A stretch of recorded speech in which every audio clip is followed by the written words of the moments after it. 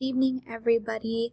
This is my review on chapters 3, 4, and 5 on project-based learning.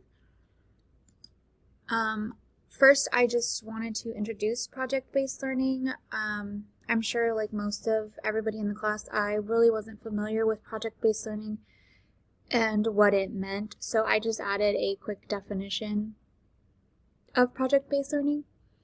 So basically what it is, it's project-based learning gives students a deeper understanding of the material when they are actively constructed their understanding by working with and using ideas. So it's forcing them, I would say, to venture out more and not go by the standard curriculum that most teachers teach by. It's getting them more involved with other students, maybe not in their school, maybe other school districts, and then definitely their community, and it makes them focus more on real life issues and getting them prepared for real life, especially when you are teaching at the high school level.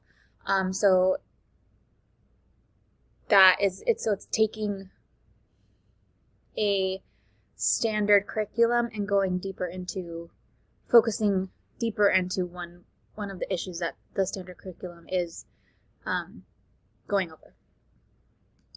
So chapter 3, here are some highlights of chapter 3 that I thought were important and that should be discussed. Projects are highly contextual, meaning that they are created through a series of decisions. So when doing a project, I think it's forcing you to make other decisions. It's not just straightforward. You're gathering information, how you're going to present it, what answers you have, and then how are you going to answer those questions, and then going above and beyond the standard curriculum. So this is diving deeper into the standard curriculum. It's still focusing on it, but taking it a level deeper.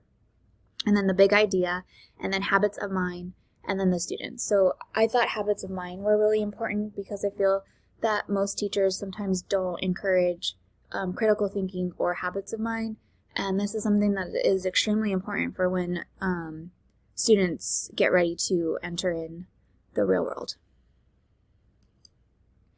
So essential learning functions: research, make ideas visible, express ideas creatively, collaboration, project management, reflection, support, study. These are all the essential learning functions of a project-based learning. So then my thoughts on chapter 3. There was a lot of good information. It also gave a ton of examples from teachers all over the world on how they are incorporating project-based learning for their students. And one example that they gave was, I think a second grade class was, supposed to study the ocean, but it actually went deeper into that and not just studying the ocean as the standard curriculum suggested, but they ended up building a boat. So it engaged them more. It made them think outside of the standard curriculum. So chapter 4 was basically how to start, getting started. So I picked out just a few topics: getting started on project-based learning, what to look out for, and how to pick projects.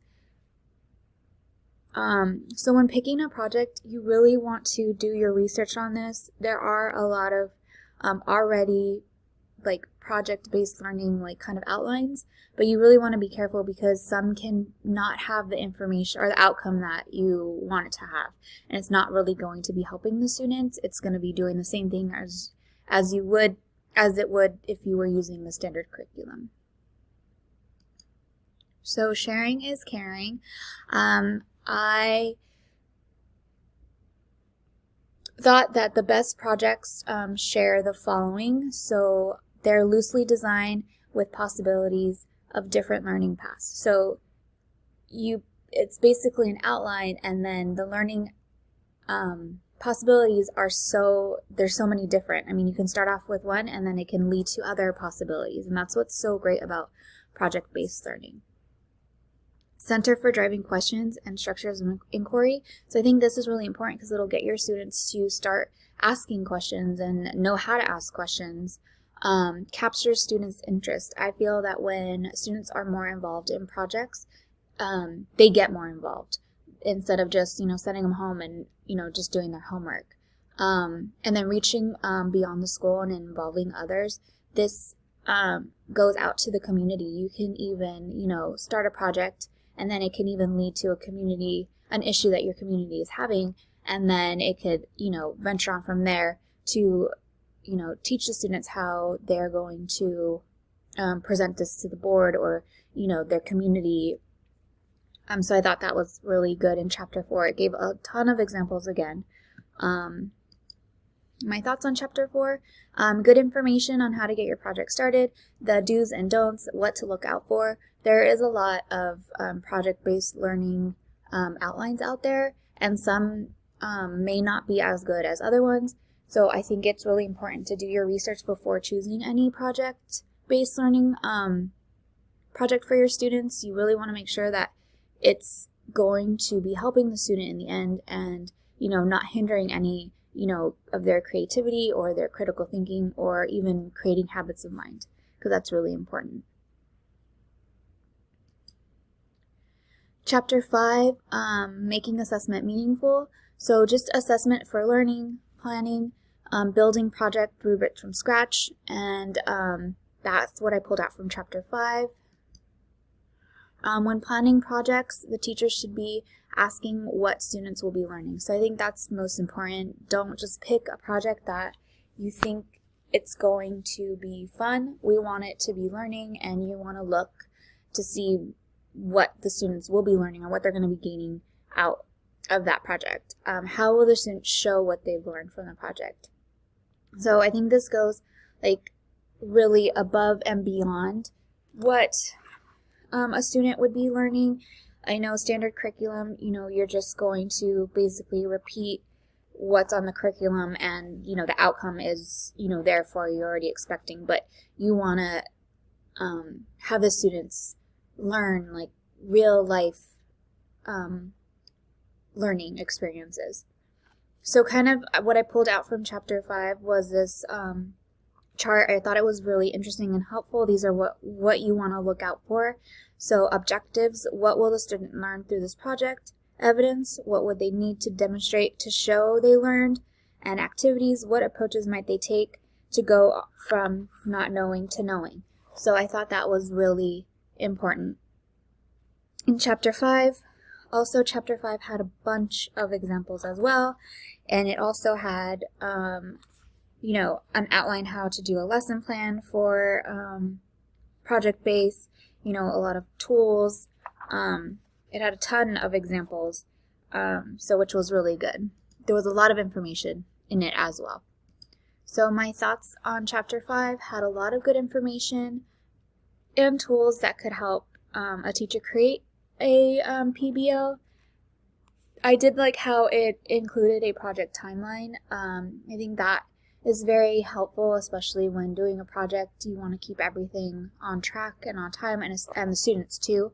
You don't necessarily want to just, throw the students out there and let them figure it out, but you do want to have them be the main person who's driving the project, not necessarily the teacher. And that's what I got out of reading chapters 3, 4, and 5. It's the student that is going to be doing most of the legwork, and the teacher is there just to guide them, because we want the students to learn more real life skills and critical thinking skills and create those habits of mind, because it's extremely important. And I feel that teachers aren't really letting students use their critical thinking skills, and then after they're done with school, it's really hindering them and not getting them prepared as well for the real world, because I know I use critical thinking skills on a daily basis, and that's the last thing a teacher would want to do to a student, is hinder that.